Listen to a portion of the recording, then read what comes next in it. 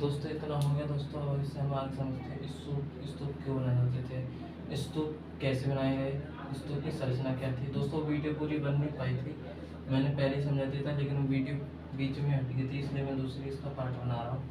स्तूप क्यों बनाए जाते थे, स्तूप कैसे बनाए जाते थे, स्तूप की संरचना क्या होती थी।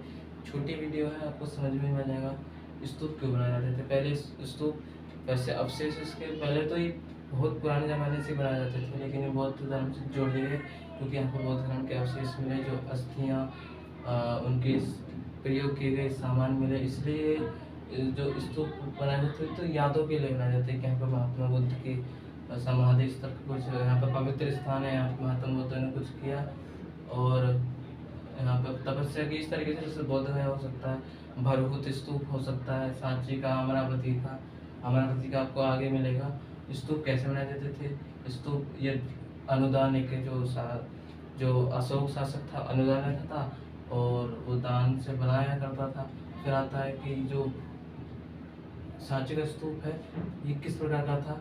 पहले जो इसकी चारों ओर ये वेदिकाएं हैं दोस्तों, ये पेपर में आ सकता है, वेदिकाएं और एक हर्मिका होगी जो कि यहाँ पे देवता का वास कहा जाता था। एक यष्टि इसके ऊपर वस्तुओं के ऊपर बना होता था, ये अन्न होता था, एक तोरण होता था। यहाँ से मैंने समझाया था कि यहाँ से कोई व्यक्ति निकलता था उत्तर की तरफ से तो दक्षिण तरफ से निकलता था, यदि वो पूरब से निकलेगा तो पश्चिम से निकलेगा। इस तरीके से मैंने आपको पहले बता दिया था। वीडियो बननी बैठी थी, पूरी हो गई थी। फिर इसमें आते सांची के स्तूप पार्ट में।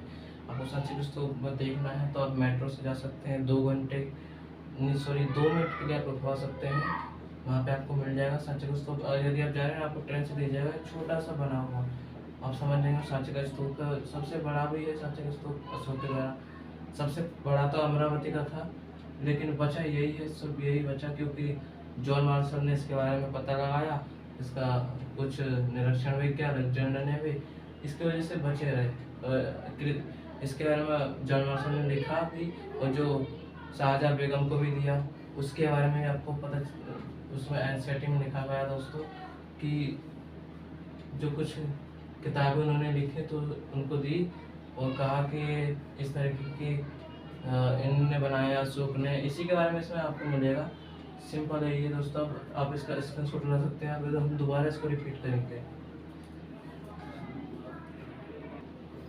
अब दोस्तों दोबारा से हम इसको रिपीट करते हैं। सांची की झलक के बारे में आपको सुनना मिलेगा कि जो जॉन मार्शल और अलेक्जेंडर इन्होंने निरीक्षण किया और उसके कुछ अभिलेख इकट्ठा करके और जो शाहजहाँ बेगम को बताया कि उनके बाद सांची के स्तूप के बारे में लिखा, उसके बारे में इसके अंदर है। और जो शाहजहाँ बेगम की आपको बताया, मैंने पहले बताया, पेपर में आएगा था जो इकबाल एक नंबर एमसीक्यू में आ सकता है दोस्तों। HD बारिस्टर ने अनुवाद की, इसका ट्रांसलेट किया। तो इनकी किताब थी जो मैंने जॉन मार्शल के बारे में बताया, इन्होंने शाहजहाँ बेगम को दिया। इस सांची के स्तूप के कुछ जो इन्होंने लिखा था किताबों में, पृष्ठभूमि में यज्ञ और विवाद परंपरा चिंतकों को विचार को मैंने इसके पहले ही बता दिया। ईरान से जरथुस्त्र हो गए, चीन से खांसी हो गए, यूनान से सुकरात, प्लेटो, अरस्तु के शिष्य थे सिकंदर, भारत के महावीर बुद्ध।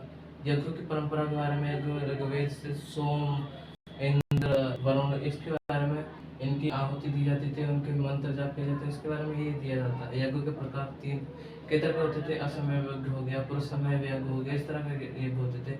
नए प्रश्न हो गए कि पुनर्जन्म के बारे में, मृत्यु जन्म के बारे में जानने की खोज हुई। इस पहले का है ना विचारक चिंतन का उदय हुआ, नए प्रश्नों का उदय हुआ, वाद विवाद और चर्चाएं। 64 संप्रदाय थी, मैंने पढ़ा था। 3 संप्रदाय थी। शैव संप्रदाय ज़्यादा फेमस, शैव संप्रदाय, वैष्णव, शक्ति, इस तरह के संप्रदाय। और लौकिक सुखों से आगे इसके अंदर 23 तीर्थंकर हो जाएंगे, जो कि इनको तीर्थंकर कहा जाता है। सबसे पहले तो जो ऋषभ देव थे जिनको विष्णुकर्ता कहा जाता था। जैन धर्म की अवधारणा की हर चीज या फिर हर वस्तु प्राणवान है, संपूर्ण विश्व प्राणवान है, पत्थर, कीड़े मकोड़े इत्यादि सब प्राणवान है। और जैन धर्म के 5 व्रत आते हैं: हत्या न करना, चोरी न करना, झूठ न बोलना, ब्रह्मचारी करना, धन संग्रह करना, जिलों के विस्तार के बारे में मंदिरों से जानकारी मिलती है, ज़्यादा कुछ है नहीं। इसके अंदर छोटा सा चैप्टर है कि जो मंदिरों से कुछ पांडुलिपियाँ मिली, उससे पता चलता है कि जैन धर्म का विस्तार कहाँ तक था। बौद्ध के ज्ञान की खोज में मैंने पहले बताया कि इनको 4 चीज़ें दिखी। एक तो बीमार व्यक्ति, एक बूढ़ा व्यक्ति, एक मरा हुआ व्यक्ति जिसकी अर्थी जा रहे थे। चौथा सन्यासी देखा तो इन्होंने सन्यास ले लिया। बुद्ध की शिक्षाओं में सूत्रपिटक के बारे में, मध्यम मार्ग के बारे में और एक बूढ़ी औरत होती है उसका बच्चा मर जाता है उसके बारे में इसके अंदर दिया गया है। दोस्तों मैंने भी पहले बता दिया कि वो उनको संदेश देते कि मृत्यु सत्य है।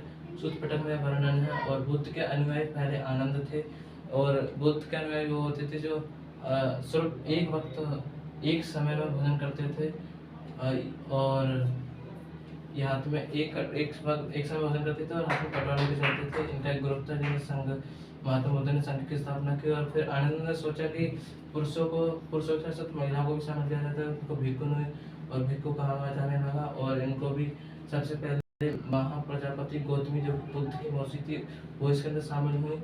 सबसे पहले बुद्ध के फंडने के 4 कारण धर्म के धार्मिक प्रथाएं, सरल शिक्षा, समानता, अच्छी आचरण, विचार। स्तूप में मैं 3 व्याकरण बताया था, बोध गया और सारनाथ और कुशीनगर। इस तरीके के बारे में आ सकता है दोस्तों। फिर हम इसको रिपोर्ट करते हैं। स्तूप क्यों बनाए जाते थे? स्तूप यादों में बनाए जाते थे या फिर जो उनके अवशेष हैं।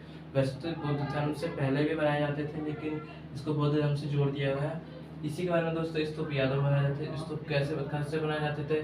स्तूप कैसे बनाए जाएंगे? भाई दान देगा कोई, जैसे सातवाहन शासक हो गए वो दान देते थे तो स्तूप का निर्माण कर जाते। लेकिन पुष्य सिंह जो पुष्य सिंह मित्र था उन्होंने तो बौद्ध धर्म को स्वीकार नहीं किया, सब खंडित कर दी मूर्ति पुष्य मित्र ने।